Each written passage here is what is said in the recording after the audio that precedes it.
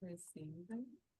Okay, welcome to the 2025 UCR Staff Conference. We're so thrilled to have you guys join us today. A few helpful notes in case you never attended an event on Zoom. Before each session is going to be recorded and will be posted to the UCR Staff Assembly YouTube channel. And all keynote presentations will be stored in our UCR LMS system. If you would like to use the closed captions for this session, please click on the Show Closed Caption button at the bottom of the screen. While we can use the chat to interact, since it's only me, if you can, please submit your questions in the Q&A feature and not the chat. This will allow me to be able to get your questions and at the same time give other people the opportunity to vote for questions they'd like to have answered. And then lastly, I just want to remind everyone of the principles of community for UCR, and I'm going to go ahead and drop that into the chat. So I find it. Sorry, you guys. Okay. What the heck? I'm sorry. Okay. It was making me go to the waiting room. I apologize, you guys. Okay. And lastly, I'm going to introduce Rejeana Mathis. Rejeana Mathis is a lead manager of learning and organizational development at UCLA campus human resources. Rejeana joined UCLA in 2007 to establish the Management Development Certificate Program. Before coming to UCLA, she was the Director of Workforce Development at Los Angeles Times, Manager of Leadership Development at Tribune Company, and the Employee Relations Manager at the Chicago Tribune Company. And if you guys will all join me in welcoming Rejeana. Thank you. Thank you very much, Paige. Good morning to all of you. I made Paige and the other folks a little nervous because I was sitting in your keynote speaker and really enjoying the session. I think the dots will connect. Somebody on off of mute, or is that me? Okay. I think the dots will connect from my presentation to what your keynote speaker spoke about.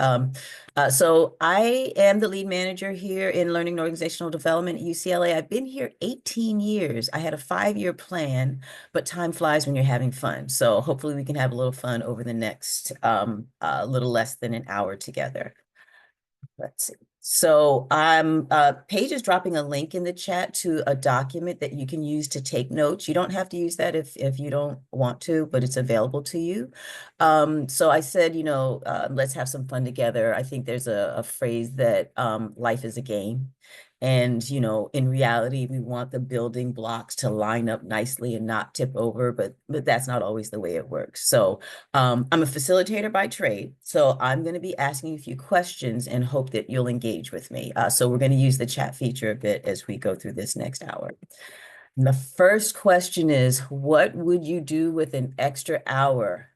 Please talk to me in the chat. If you had an extra hour, what are some of the things that you would do? Right away, take a nap. Yes, sleep. So we have a sleep-deprived group here, huh? Working out, good. Self-care. I love that a lot of these are self-care oriented. Okay, just sit outside. Cleaning, good. Nap, yoga, outside. Oh gosh. Oh, gamer time. Aha. We have fun as well. It's interesting. So much of this is about what we would do for ourselves. And keep thinking about that. Keep that extra hour topic in mind, because I want you to kind of circle back to that. Time management is an in-demand topic. It's a challenge for all organizations, big or small. And I've designed many time management courses over my career span. I was even a certified Franklin Planner facilitator. So, I like to think I know a lot about time management. But more importantly, I am a recovering procrastinator. So, and I heard that mentioned again in the presentation before this one. But as a recovering procrastinator, as anyone knows who anyone in recovery, they'll tell you that you take it one day at a time. And really, That's the thing with this. It's one day at a time. So I have some good news and some bad news, right? The bad news is that no one gets an extra hour. This class is not magic. We've all been dealt the same hand.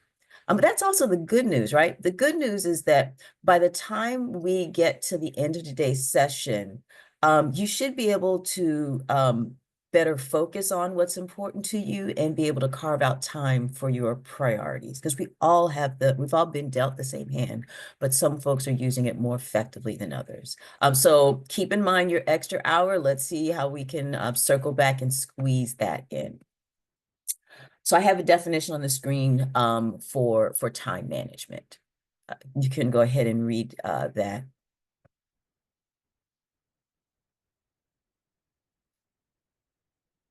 I would summarize that by saying that time management means achieving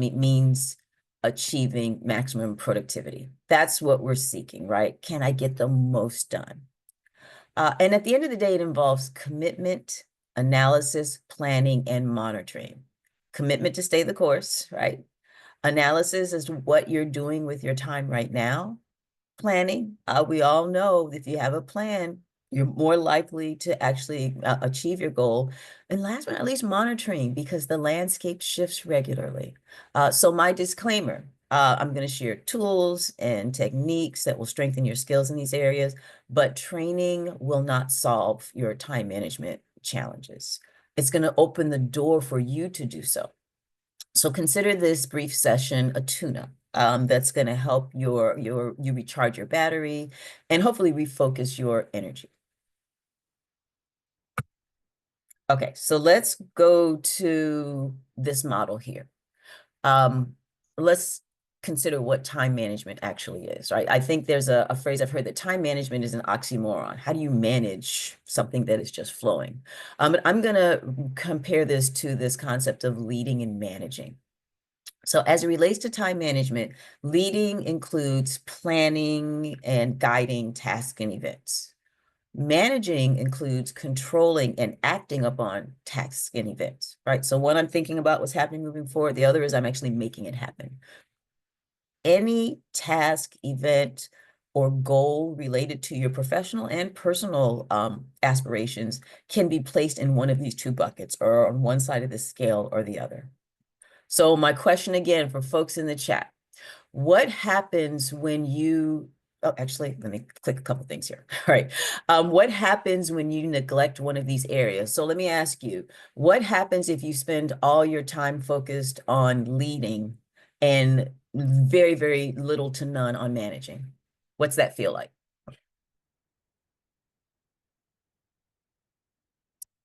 Nothing gets done, right? It's imbalanced. Nothing gets done. Hard to apply what you're planning, okay? And there's an opportunity, a possibility of becoming disengaged because you have these dreams and aspirations, and I want to make all of this happen, but it all falls apart. Thank you, Carrie.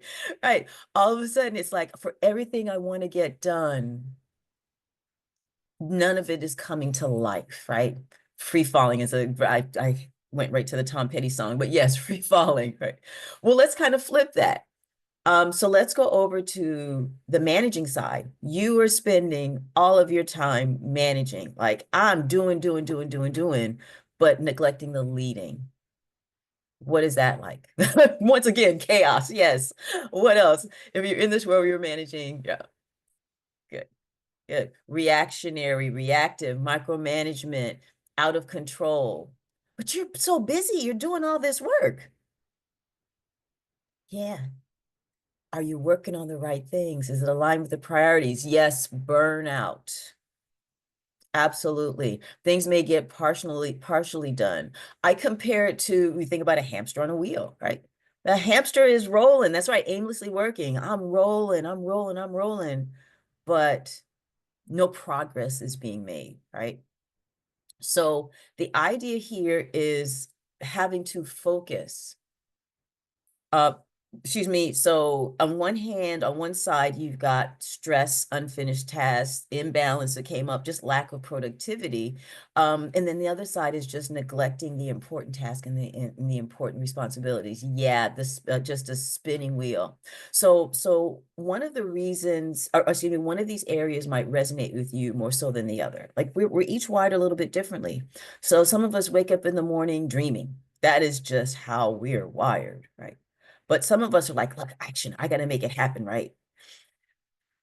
Realize whatever your preference may be, that neglecting any one of these two areas is going to decrease your productivity. Right?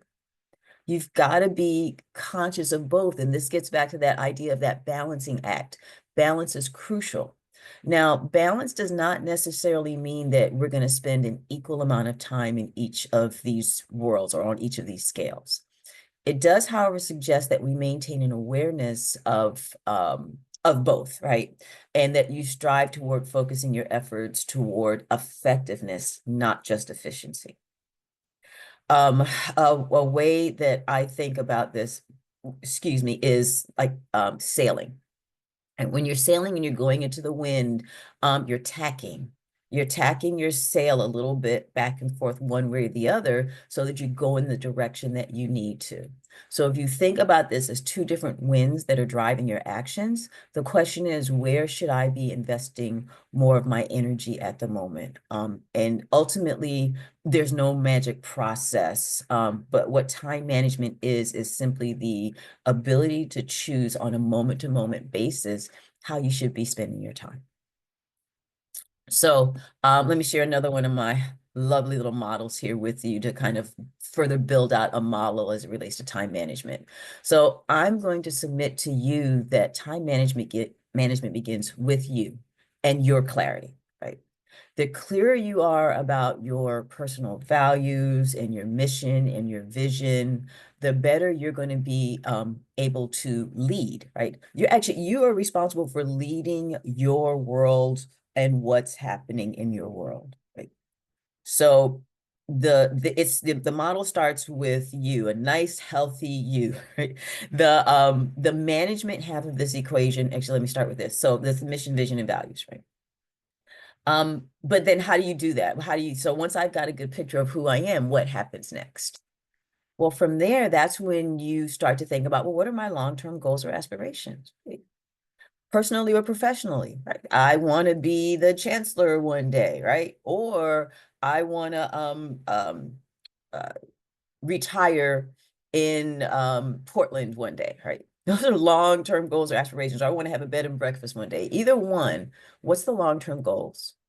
Break those long-term goals down into short-term goals. So incrementally, before I get to being chancellor, let me just start with what's the degree I need to achieve? What are some of the positions that are stepping stones towards that, right? And then you just build your action plan. So each of these is just breaking that bigger goal down into bite-sized pieces.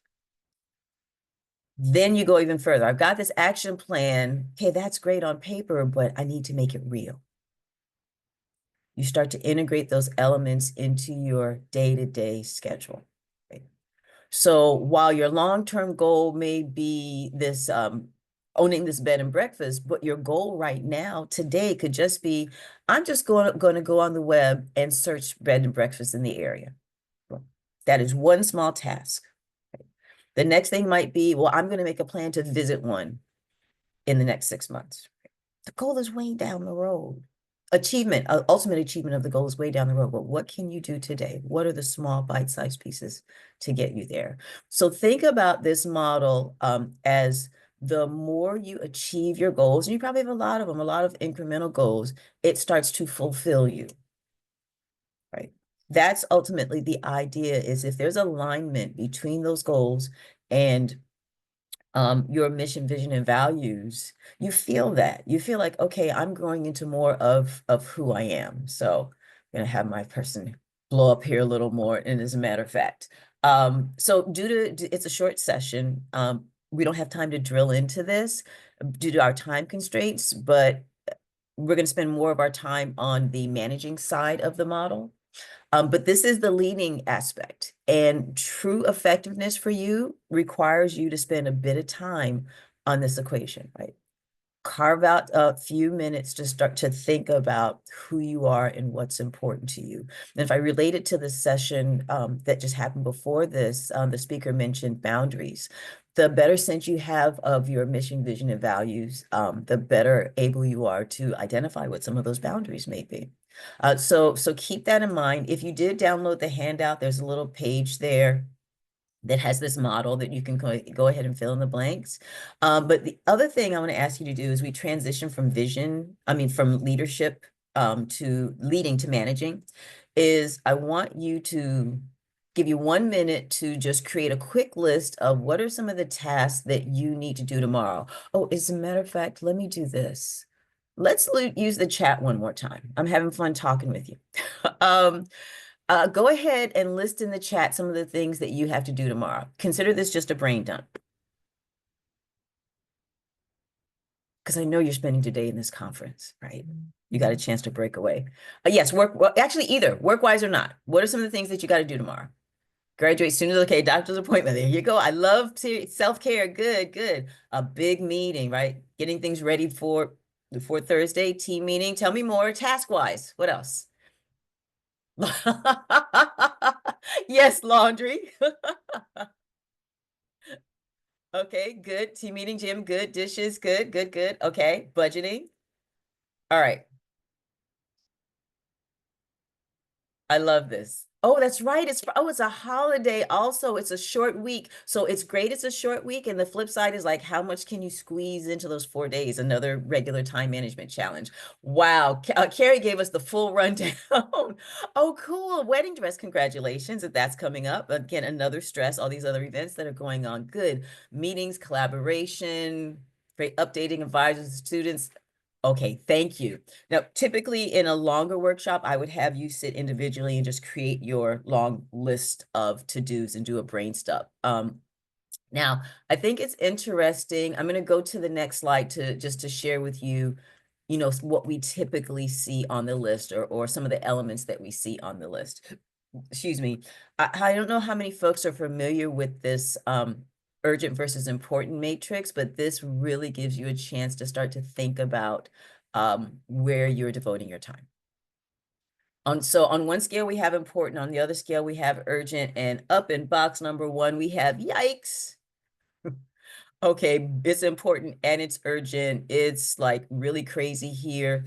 We need to dive into this. Oh, and let me clarify. Urgency refers to efficiency, not effectiveness. It's efficiency, right? Importance provides more of an emphasis on doing the right thing. So it's urgent, it's time oriented, like we got to get this done now, but whoa, the importance piece means maybe there's more impact with this task. So there are items on your list here that you're thinking about that are urgent, right? There's some items on your list, they're not on your list today, but they're going to be there tomorrow because all of a sudden they pop up as urgent. So we've got those on a day-to-day basis, right? Then we have down here that it's not important, but it's urgent. Well, wait a minute, why is this on my list? Well, it happens. The needless interruptions that pop up. Reports that you might need to complete that you're like, why are we still doing this report? Is there any real value in this? The one that really pops up for folks is, again, those interruptions from folks, right? Other people's issues somehow or another land on my plate. And now it's not important because I have all these other things, but there's some sense of urgency in getting it done. So you can reflect on your list and what's falling into that bucket. The next one over here, it's neither. It's not important and it's not urgent, but somehow it's still on the list. And you can tell how old this model is because we have excessive TV. Now we turn that to what, maybe excessive social media, huh? There's always something to kind of pull from our time. And the reality is there may be moments that you do need to escape. But what I would say to you is consider whether or not that bit of escape is, I needed to break away for, 15 minutes, 30 minutes of downtime versus I spent half a day. I fell down the rabbit hole of social media. Next thing I know, I blinked and it's 3 hours later. because that few minutes of escaping may actually be some needed relaxation. So it could be up in the important, but not urgent. Right. Yeah, it's a time sucker. Absolutely. Excessive excessive phone time. So I want you to really zero in on this quadrant number 2. The tasks that are important but not urgent. Those are items that are often on our wish list. And let's go back to the chat earlier when I asked folks what they would do with an extra hour. Most of your items would end up falling in that category. It's important, but it's not urgent. It ends up getting bumped off of the screen. But the challenge is you neglect this long enough. As a matter of fact, let me ask y'all, if you neglect quadrant 2, what happens?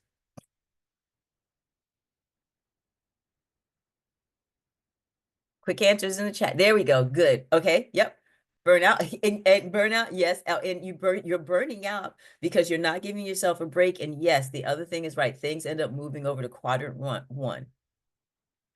Yes. So all that filing you needed to do that you put off, all of a sudden when things escalate because you couldn't find the file, you've moved over into crisis mode, right? And yeah, and we're not drones. We're not drones. It's really, it's challenging. So I will acknowledge the challenge of time management, and I will go back to what I said earlier about is what are the bite-sized pieces? What are the bite-sized pieces? So the goal here with what we're going to review over the balance of the session and what I want you to keep in mind is how do you expand quadrant 2? And let me pop down here to, like I mentioned, other people's issues as being a challenge. It's okay. Matter of fact, it's great to help other folks. You want to do that. You want to be that colleague who's there, but you also get to pick and choose what you're doing with your time, right? You also get to be thoughtful about it and decide when to help out, right? And you also can consider this helping out. When is it relationship building, right? Connecting the dots. Sometimes your sense of where your time is going is reframing. Because all we're looking for is at the end of the day for you to feel that you made good use of your time. Right? That's the ultimate goal. Do you feel like you made good use of your time and you got done what was important? So if I reframe this interruption to, hey, you know what? This is actually a good opportunity for me to do some relationship building, and perhaps what it will do is help me prevent some crisis. It's reframing it in your head. I hope this is making a little bit of sense. So this is the goal. This is what we're trying to get towards. Let's expand quadrant 2 as much as we can. And as you consider the tasks that you identified, think about what percentage you're spending in each of these different areas. If you're able to look at your list, at your what would you do with an hour list? A lot of items are landing here. If you another type of list you can do is create a time log and track your time. Just do it like for a week or so. And after you've done it for a week or so, again, compare it to this matrix and see, okay, you know what, this is where it looks like I'm spending my time. So what I'm talking about here is that analysis element that I mentioned earlier, right? Actually backing up and looking at where's your time going, because sometimes it's not actually where we think it's going. So that, you know, we're a research institution, do a little self-research. But one of the things that you can do that's important is just ask yourself the question, did you do anything yesterday that was reflective of your vision or your highest priorities? Okay. Did you do anything yesterday that was reflective of your vision or your highest priorities? And if not, how will you begin to do so? And the answer ultimately is conscious commitment. You got to be conscious. We've got to be more aware, be more present, and know what's happening. And I love this quote by James Clear. You don't rise to the level of your goals, you fall to the level of your systems. It's about creating a working a plan. So another chat question. What type of planning systems do folks use? Calendars, to-do lists, notepads. How are you organizing your work? Few chat answers. Okay. Outlook has some features that we don't fully maximize Outlook. Great. Planner, calendars, good. Do we have folks here who have journals? Do we have folks here who have a lot of unopened journals? Like you collect them and aren't necessarily using them? Good. Google Tasks, good, good, good. Calendars for sure. Blocking out time. Oh, good. Okay, you're previewing some of what we're going to get into. Having a system really is it's a survival mechanism. So whichever system you can use, I find that time management is very personal. You've got to figure out what works for you. So I'm going to give you some general principles that will be helpful, whatever tool you're going to be using. So let's just start out here with this idea of time blocking. Let's assume that you've created your long-term goals. You've then funneled that to short-term goals. You've got your action plan. Now you're moving to, okay, I need to do what by when, and you're translating that even further. So one of the first things you need to do is look at your calendar. What are the commitments that you already have? We'll get the slides to you, Becky, as well. Uh, so what are the commitments you already have? Because we go in thinking, hey, I have a full 8 or 10 hours to do XYZ work, but wait a minute, I'm spending half a day at a conference. I really only have like 3 to 4 hours. No, because what we'll do instead is say, I have a half a day for this, and then I still have another 8 hours to do X work. I'm not saying that there aren't going to be times that it gets a little crazy and that you put in some extra time because you need to do so. That happens.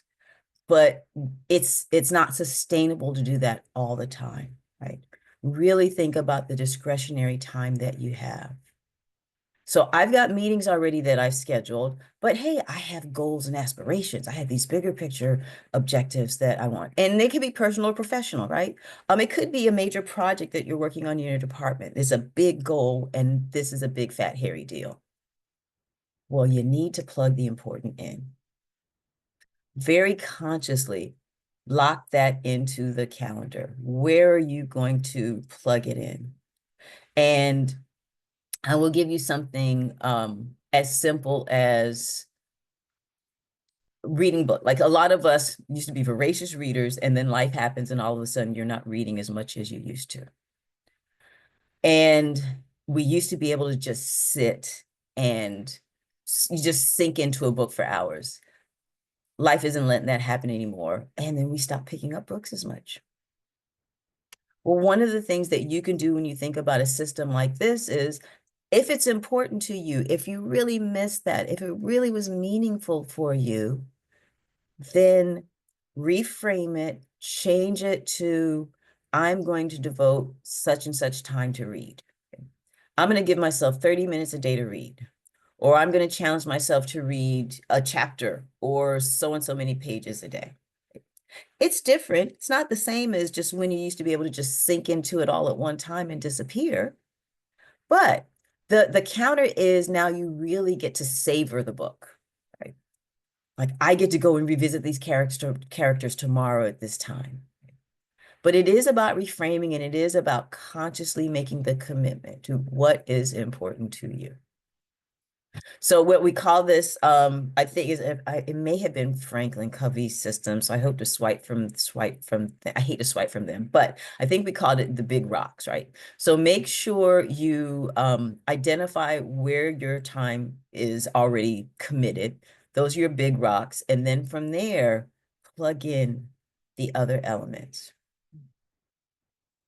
So as you think about getting back into your work tomorrow or the next week, consider your calendar where you actually have some discretionary time and what can you plug in? Realistically, what can you plug in? One of the questions I like to ask myself in the morning, I would encourage you to ask is, what can I do today that will move me closer to my goal? It's that simple. What can I do today that will move me closer to my goal? And it could be something as small as just, I'm going to call so-and-so. That's right. That's it. Or I'm going to send an email to so-and-so just to get it going. We have to resist this desire to get it all done at once because there's a lot on our plates. And I should mention it again with I mentioned what resonates with folks, the leading versus the managing. This is also one of the ways to help if you are into the vision setting. This is another way to help you remain connected to that. Because otherwise you're like, oh, I'm still just getting mired in the muck here. No, remind yourself of that big picture. And then, okay, but to get there, I need to take this one step.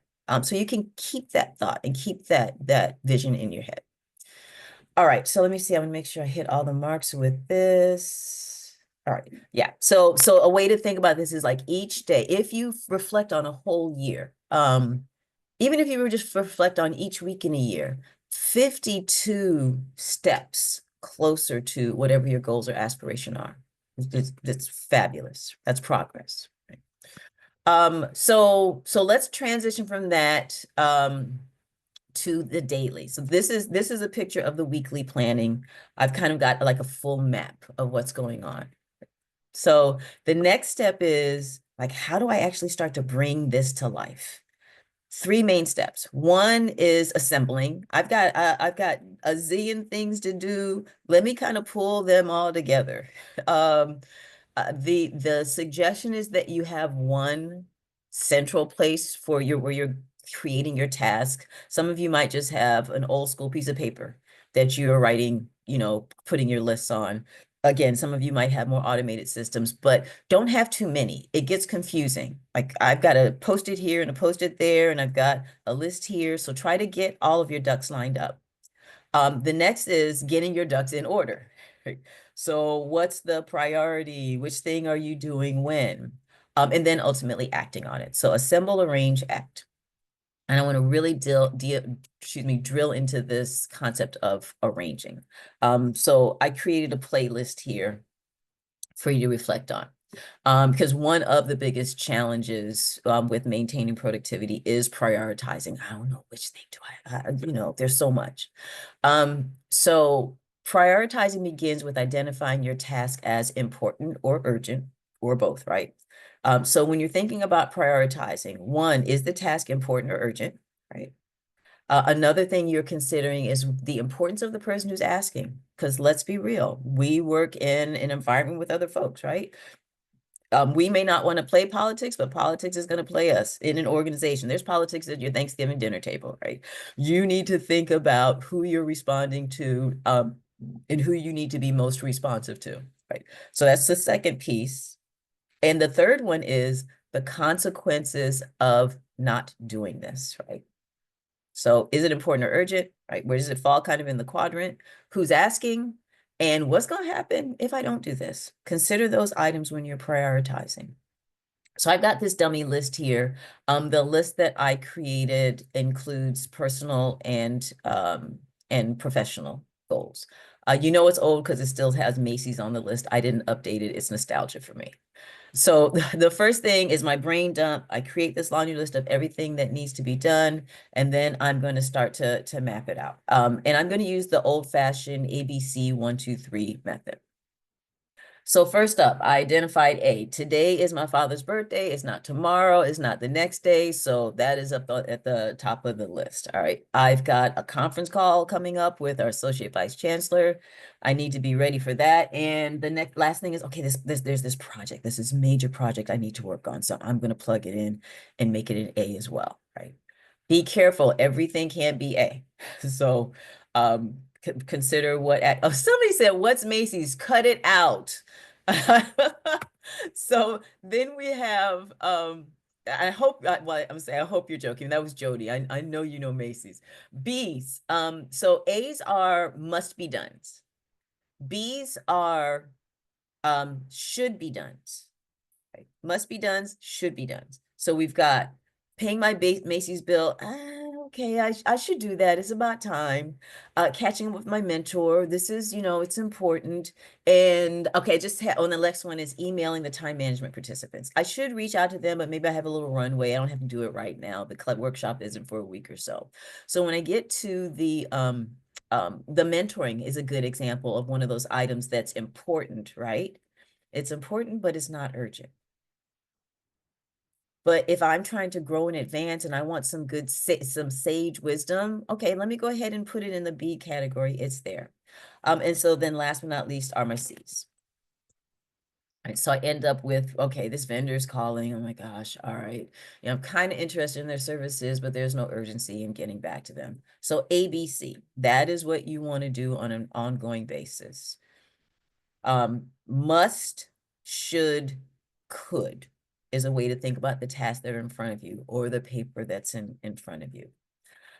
Then I'm going to add one here, which I love, A1, which is something I will do every day. A1 is planning in solitude.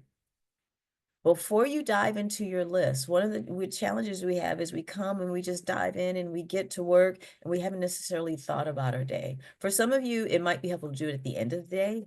Figure out what system or what approach is most effective for you. But the idea here is before you do anything, stop, think, reflect, create a plan of attack moving forward. So this is every day beforehand. For me, at least, it's every day beforehand. And then from there, I just add my, ABC 1, 2, 3, B 1, 2, 3, C, right? So this is the order. This is the plan of attack with the actual task. And then yay, you just work it, right? And okay, let's be honest. A lot of folks will go through this process. They establish their priorities and they go right towards which items?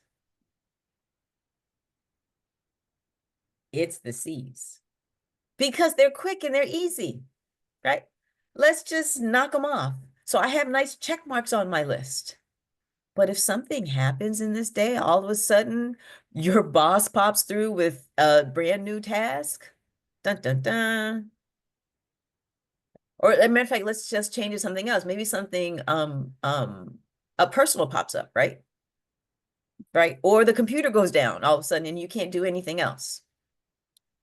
Did you get your most important task accomplished? Are you going to feel satisfied with the day? No. If you identified it as important, that's where you need to start. So, oh, and the other thing I mentioned, the boss popping up. Make sure you add interruptions to your list. Some of us will create these lists and at the end of the day go, what happened? Where did the day go? Why didn't I get anything done? Give yourself credit for what did pop up. Make sure you at least capture that. The other important reason for capturing that is that you can see if there's a pattern. I believe the last speaker was also talking about interruptions and how you manage time and setting boundaries, right? If people are popping up. Well, if there's a pattern to it, oh, and I forgot how she phrased it, but it's more a matter of, was this really a surprise or not? You know what? Is it really? Is it really a surprise that Joe pops up every day at about 3 o'clock with this question or to chat? Is it really? Right. We again back to our time analysis and kind of being honest in terms of what is happening with our time. So if you capture the interruption, you can actually see if there's a particular pattern. Is it a particular task that's coming up regularly, a challenge that's bubbling up, a person that's bubbling up that you then need to directly address and consider how to weave into your time management effort?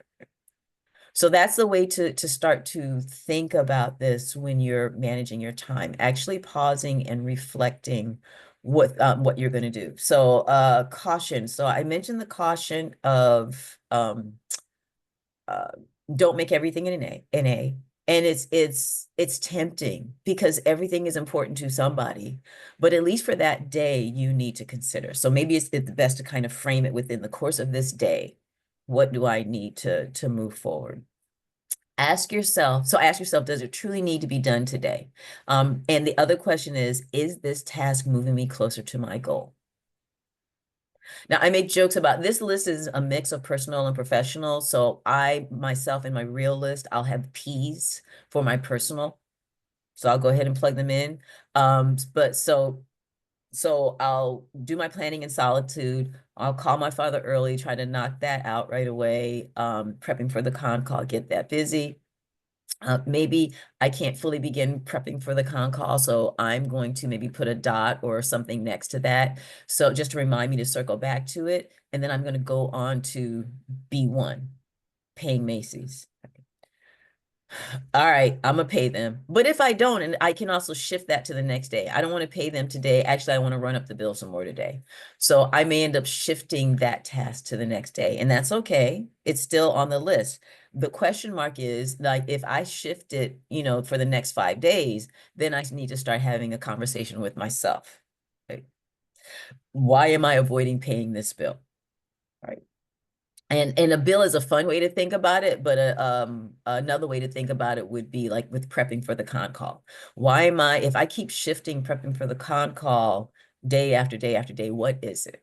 Okay. Start to reflect, ask yourself some questions, bite the bullet, identify how you can best move forward. Let's see, I'm going to go down to completing XYZ project. What are your thoughts on that one as a task? Completing XYZ project.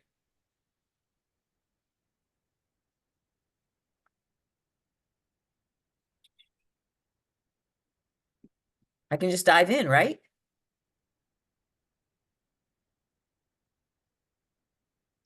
Yes, there we go. Thank you, Christine. It's very broad. We need bite-sized pieces. Thank you. Is it Scylla? Yeah. You've got to go ahead because so this is another thing we do to ourselves is we'll plug a really meaty task into our to-do list and then we end up avoiding it because we're like, I can't carve out the time. This is too much, right? This is not going. If you break it into bite-sized pieces, you can make incremental progress. So I strongly encourage folks to really look at what they're putting on their task lists and making it, again, realistic. What are the aspects of this project? There may be 20 steps that are part of getting this project together. Then those different steps need to be plugged into your plan at different spaces because otherwise you're just going to end up keep shifting and shifting and not feeling like you're making progress. Part of time management and the balancing act is actually it's a feeling, right? There's the tangible progress, but there's also the feeling that you are getting your highest priority done. The other thing that I didn't mention this when we were looking at the other calendar is make sure you're planning time for yourself. That's another thing that you want to block into your calendar. So when I mentioned the planning in solitude, it may be at the beginning of your day, you carve out 15 minutes. Like, I don't have 15, I don't have 2 minutes, let alone 15 minutes. This is an investment, right? Investing that energy and reflecting on your day, I guarantee um it gives you a better sense of control as well as flexibility because you know what's most important and you can see where you might need to shift over the course of the day. Let me see. For folks who this is a little too laborious, maybe you don't want to go through it this way, you can consider the 80-20 rule. Right. So it's the idea of if you have 10 tasks in front of you, what are the two that would be the most impactful? What are the two that are most valuable? What are the two that are most important? So that may be another way that you kind of plug your way through the day. But at the end of it, it really is about prioritizing. Let me see. I'm keeping an eye on the time. Oh, okay. So the other thing I mentioned as part of the planning and solitude part, right, before you do anything, think about what you can delegate. Consider your list.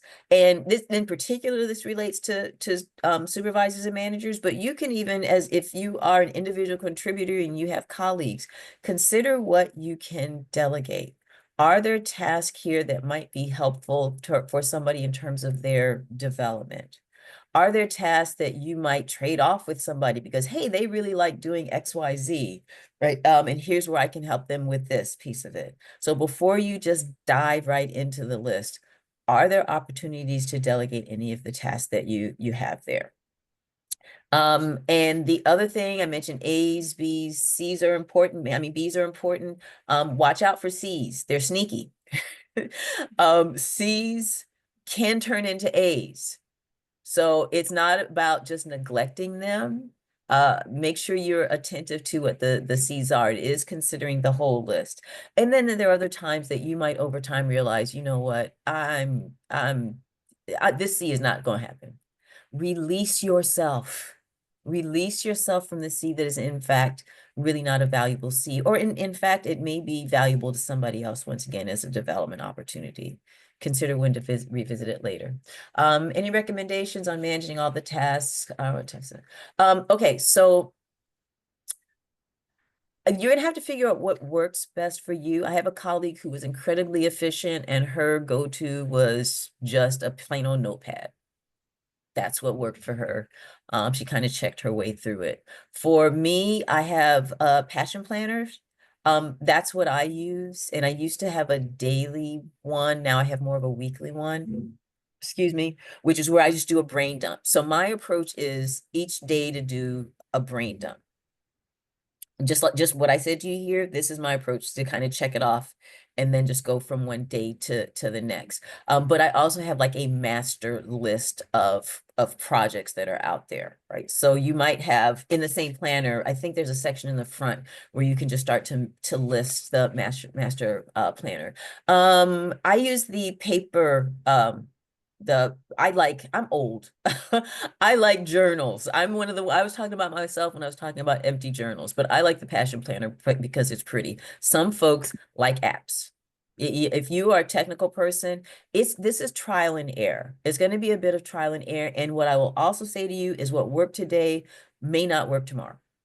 So this is why it's important to monitor. That was the last of those 4 items that I mentioned earlier. Make sure you're monitoring on an ongoing basis, because it can turn out that what worked really well for a time is no longer as efficient for you. The other thing I would also say is just sometimes you have to recommit. I like facilitating this workshop because it helps me recommit to what I know works. And sometimes when I find myself spiraling, it's just because I fell out of good habits. Give yourself some grace. Give yourself some grace and say, and back up and reflect. Okay, I know this worked really well. Okay, here's where I need to adjust a little bit right now, because it's gonna shift and it's gonna evolve. Let me see. Okay, so I don't know if I asked you this question.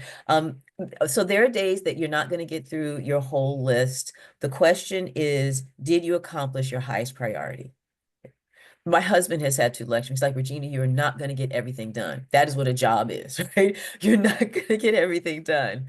But can you at the end of the day say, I got my highest priorities done. The other items may end up having to shift to the next day, and that's okay. That's the ultimate question. So when you have an opportunity, revisit your to-do list, revisit the extra hour items you talked about, and consider how can you fit this in, and give yourself permission to do so. I saw a lot of self-care items on that list, and you have to take care of yourself in order to take care of others.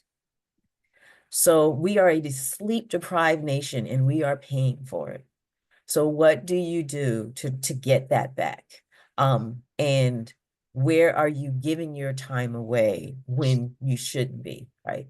And where are you falling down like a social media web hole or something? And like I said, you blink and all of a sudden time is just gone. And oh, wait a minute, I could have been sleeping. Again, preaching to the choir, I have done that and been mad at myself. Why have I only had 5 hours of sleep? Because I lost about an hour and a half of it falling down some social media wormhole. So we have to challenge ourselves as well. Excuse me. But it's fair for you to put yourself on your list, right? You are your own priority. So consider how to play that out. Let me see, what do I have next on the list here? Couple of things. Oh, wait a minute, sorry. I'm building this all over again. There we go. Quickly wanted to share this with you, particularly because again, we are in a work setting, and this just for quick reference. And particularly as all of our campuses are challenged with, being light on staff and high on things that need to get done. Um, I love this stupid rules chart. And this came from, we have a subscription, campus-wide subscription with Gartner.com, and they have lots of great research out there. This particular chart I loved as I think about it in terms of time management, because you may need to look at your systems and processes. What are some of the things that you can do better or differently? What are some of the things maybe we shouldn't be doing anymore? So you consider this stupid rules matrix, right? Or we can call it a stupid task matrix, right? Look at the work that's being done, look at the change you might want to make, and then consider, does this change make sense, right? Is this going to be easy to change? Is it going to be hard to change? Is it going to be a big impact, or you know what? Nah, it doesn't really make it too much of a difference if we do this. And you'll see, and these slides will be available to you. You'll see that different tasks fall into different buckets, right? So do we want to invest as much energy as it will take to attend these annual compliance meetings when in fact, or excuse me, to change this annual compliance meetings when in fact it's not going to make a big difference if we make that change. And actually it's a lot of effort to try to move all these folks around. So consider those two as scales when you're thinking about some of the changes that you want to implement in your department in order to be more effective. Some are more worth the time and effort than others. Right? This can help you prioritize your plan of attack. Let's see. All right. So I have this here. We don't have to do this activity. We only have a few minutes. But if you did download the document, the last few pages has a goo gob of tips. Many of them. I tried to update some of them so that they were more current. Like I think at one point, one of them mentioned CDs, like, and so I mentioned, I think podcasts or social media, trying to change it, but you get the gist of it. Figure out how you can use your resources and adjust accordingly. So there's a laundry list there, and I'm going to encourage you, when we're done, or even, as I'm chatting, to identify the couple that really resonate with you and give them a shot. Give them a shot. So there's a lot of trial and error to time management to consider what you want to do. But this quote at the bottom is one of my favorite, right? Regret for wasted time is just more wasted time, right? You can sit here going, oh my gosh, where did the time go? What happened? And I swear as I get older, it goes faster and faster. Or you can pivot forward and consider how you're going to use your time. As a matter of fact, I heard, and I don't remember if it was a researcher or not, but the idea was the reason that time seems to move more swiftly is we become less and less present. The more present you are, or the more that you have moments of presence, it kind of slows down the clock a bit. So that's my encouragement for you, is when we get to carving out important items on your to-do list, carve out important events, right? What's the important moment with your team or with your significant other or just with your doggone self, right? That will then stand out and kind of slow the clock down just a little bit. And last but not, I want to leave a little bit time for questions. So I'm going to toss out and go back to my little block reference earlier. A balancing is precarious, right? Sometimes the pieces fit perfectly, and at other times, it can just be nerve-wracking, right? Jenga is not my favorite game. But because it's like this delicate balance, when are these things going to crash? But you get to reset, right? There are going to be days that it works. There's going to be days that it falls apart, your plans, I mean.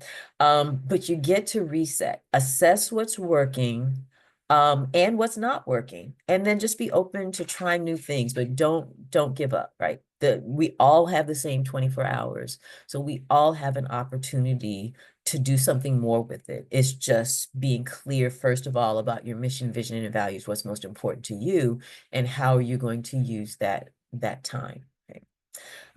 So with that, a couple of things. One thing to consider, the question for you, conscious commitment. Based on what we've talked about, I will challenge you to reflect on what is one thing that you can do better or differently to try to attain or maintain, right? What's one thing that you can do better or differently? And as a matter of fact, no, I won't. I was going to have you chat it, but I'll keep going. If you're a procrastinator, or you're unclear about what to do next, the question to ask is, how do I make the best use of my time right now? How do I make the best use of my time right now? And honestly, it could be not doing a doggone thing because I need a break. I need to rest. I need to recharge. I need to breathe, right? Or it could be, you know what, like I said, I can make that phone call or I can do that quick internet search, right? So ask yourself that question. But I am going to, the previous speaker also noted her ADHD and that her tendency to procrastinate, which is actually her time of productivity. Another way to think about procrastinating for some folks is incubation. Some of us need an incubation period. That's when the juices are brewing and that great idea is going to pop up in a moment. So it's okay. It is making sure that your procrastination isn't affecting others and it's not affecting your ability to demonstrate quality control, right? That it's not so last minute that you end up producing a shoddy product. But you can ask yourself, how do I make the best use of my time right now? So I can't think of a better use of my time than recommitting to my mission of helping others learn and grow daily, as well as committing to these time management best practices. And I hope that you all have found UCR Staff Conference and this session to be a great use of your time. And with that, I will stop sharing and be open to what questions have popped up. That was great. Thank you so much. We did have one question in the Q&A Uh-huh. queue from Randy, and he wanted to know, what can I do to help myself be more realistic about how long things take? Oh, really good question. Um, part of it is actually reflecting on your previous miscalculations. Like if you know your tendency is to short shrift, then add 50%, right? Just be honest. I know that every time I've done this, I'm running last minute. Let me consciously plug in a little extra time, right? Because I think what we end up doing is we short shrift it, and so we end up burning the candle at both ends to try to catch up, right? So be honest with yourself about that. This is my tendency. Here we go. The other thing, there are a lot of folks I'm sure here who are, we'll say people pleasers, right? It's like, you need this, I can help you, I can help you. And my team, get a buddy. My team or my buddies, they kick me in the kneecap. They're like, Rejeana, come on. You know what? You need to say no or consider what else we're doing. Darlene was in the room earlier. I don't know if she's still here. She's one of the folks who like, Rejeana, we're already doing such and such. This may actually meet this folks' need versus you're adding something new to the plate. So get a buddy, somebody who will kind of could check you as well. We're all in this together. No, thank you so much. I know we do. We Yes. need that accountability for sure. Yes, exactly. Accountability buddies are great. Sometimes somebody needs to say you like you are not Superman, Superwoman, super person. Take a breath. We see your eyes rolling up in your head. Enough is enough. Yeah. So it is really helpful to have those types of folks around you. Mhm. Well, thank you so much, and then Thank thank you you. everyone else for joining us. That was a really great talk. One of the questions that for sure lingered in my mind is, did I make good use of my time today? Like, Yes. and that's like, as long as I get that one thing done, I'll be good. Exactly. That's it. That's it. If you can, what's the one thing that you really, really need to get out of the way? I forgot to put this up, so let me leave that there. Whoops. You. And so, just for everyone, we hope that you've enjoyed your time with us today. As you know, our goal is to keep the UCR staff conference 100% free to attend. We couldn't do that without the generous support of our sponsors, UCR Staff Assembly, LEAD, UCR Human Resources, Employee Organizational Development, and of course, Schools First Credit Union. As a reminder, the conference will be uploaded to the UCR Staff Assembly YouTube channel. And then just a few quick little things. We are going to have our in-person closing session today at 2 o'clock. And so if you haven't RSVP'd for it, go ahead and do that on the conference website. And then lead nominations for the executive board are now open. And then staff assembly, we will have our elections on April 14th. So please vote. And I'm going to drop a link inside the chat for that. And then if you would like to sign up for the UCR EOD listserv, feel free to sign up for that to get more information on for development, for professional development. And lastly, feel free to sign up for the Franklin Covey All Access Pass. It'll be $3.95 for the access on the online platform, and you'll get a live instructor. And these courses are offered by the Employee and Organizational Development through December 31st, 2025. You can enroll via LMS. And then we are actually raffling off 20 seats at the end of this conference, so you can attend as well. So yeah, thank you guys again for joining us, and we hope that we'll see you guys in the next session, which is on the screen. This is great. Thank you so much, Paige. No, thank you. Like this is great.